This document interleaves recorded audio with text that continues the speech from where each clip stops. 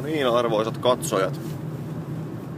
Kyllästyneenä näiden pohjoissuomalaisten ailahtelevaan kykyyn tarjota palveluita. Ja hallita edes omaa säätänsä. Kyllä, ja siis aivan käsittämättömän tämmöiseen niinku horjuvaan kykyyn tarjota turisteille minkäänlaisia elämyksiä. Me ollaan nyt päätetty niin sanotusti jalkautua kansan pariin, eli me ollaan matkalla tuonne Ivaloon, jossa tarinoiden mukaan asuu tämän Pohjois-Suomen niin kuin ihmisiä. Ja koska Saariselältähän niitä ei löydy. Ei. Mehän ollaan siis täällä Lapissa toistaiseksi todettu niin kuin vain yksi oikeasti asiansa osaava asiakaspalvelija. Ja hän kulkee ryhmässämme nimellä Tokio Driftaaja. Suoraan Japanista. Kyllä. Tule Lappiin tapaamaan arktista. Tule Lappiin nauttimaan arktisesta mystiikasta, tapaamaan paikallisia asukkaita ja me löydetään täältä. Eteläiseltä Valko-Venäjältä kotoisin oleva lipunmyyjä, Tokiosta kotoisin oleva driftaaja, joka vapaa-ajallansa silloin kun ei anna kenkää Hondalle, huoltaa meikäläisen lumilautaa ja tekee sen todella hyvin.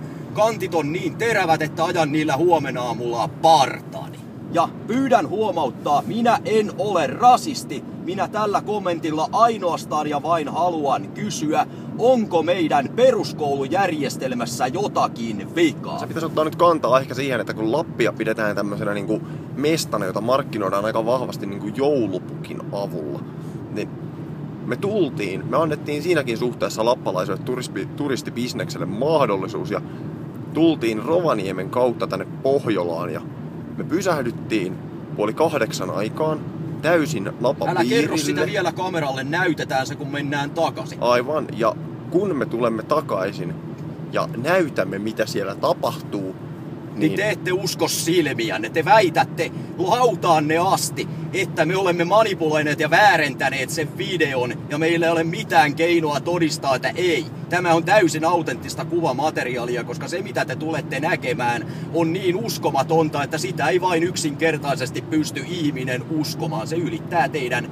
kaikki käsityskykynne. Ainoa mitä päässänne pyörii sitä katsoessanne on. Tällaista ei vain yksinkertaisesti voi tapahtua. Kyllä, ja on myös toinen asia, joka on teidän mielestänne täysin uskomatonta ja käsittämätöntä, ja uskotte, että olen väärentänyt tätä kuvaa, kun nyt käännän tätä kameraa ja näytän, että täällä on Tatu Wikman, joka on lomalla. Liekin heittimällä Lapin viimeistään poroon.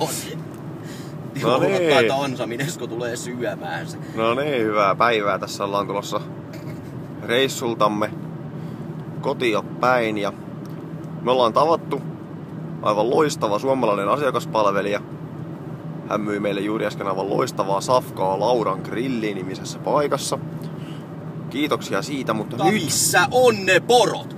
Äsken vastaan tulee liikennemerkki, missä on poron kuva ja lukee suuri kolaririski. Ja sehän nyt antaa ymmärtää, että tässä tiessä juuri tälläkin hetkellä on poroja niin paljon, että sekaan ei sovi. Niitä hyppii eteen oikealta ja vasemmalta ja samaan aikaan yksi karauttaa auton takaa ja seisoo auton katolla.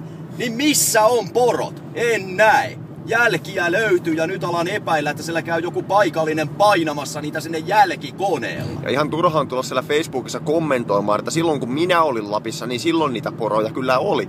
Koska voin kertoa ihan omin silmin, tässä näen, en yhtään poroa, eli poroja ei ole. Ei enää. Kyllä silloinkin kun minä olin Lapissa ja olin täällä muuten 11 kuukautta armeijassa, poroja oli. Mä olen muun muassa nähnyt kuinka niitä on ammuttu konekiväärillä. Ja tämä tarina on tosi. Mutta niitä ei ole täällä enää. Tarkistamassa yhtä asiaa. Joka on siis epäkohta, mikä meille paljastui tänne tullessa ja sen on pakko olla todella vakava, koska siitä on pitänyt aamulehteenkin oikein kirjoitella. Tai sitten meitä on huijat. Ja nyt se selviää. Käännä. Paljastuu, että meille on annettu oikeata tietoa. Tiedättekö arvoisat katsojat, että meillä on tässä suunnitteilla tehdä sellainen lakialoite, että ensinnäkin mielensä pahoittamisen, toisekseen yleisön osastolle kirjoittamisen, radioon soittamisen ja kaiken muunkin tämmöisen kansalaisvaikuttamisen pitäisi olla luvanvarasta toimintaa.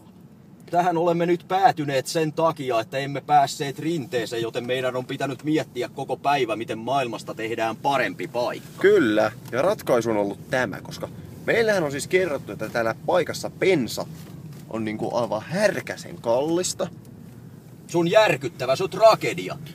Minkä takia me ollaan etsitty halvempaa bensaa lähes enemmän kuin ammattitaitoista suomalaista asiakaspalvelua? Pyydän huomauttaa, että saarista tähän oli se, että meille soitettiin aamulla 8 autoon ja ilmoitettiin, että aamulehdessä kerrotaan, että Saariselän bensan hinta on niin järjetön, että yksinkertaisesti kukaan ihminen, joka ei satu olemaan Bill Gates tai Steve Jobs, ei yksinkertaisesti pysty sitä ostaa. Onhan bensa ihan järkyttävän kallista, ihan siinä mitään, mutta ei se nyt täällä kauheasti sen kalliimpaa kuin missään muualla. Se oli 6 senttiä kalliimpaa kuin se, mitä me tossa äsken tankattiin. Niin, että kun soittelette niille kavereillenne ja kommentoitte, että missä on halpaa bensaa ja missä ei, niin miettikää nyt edes vähän ensin.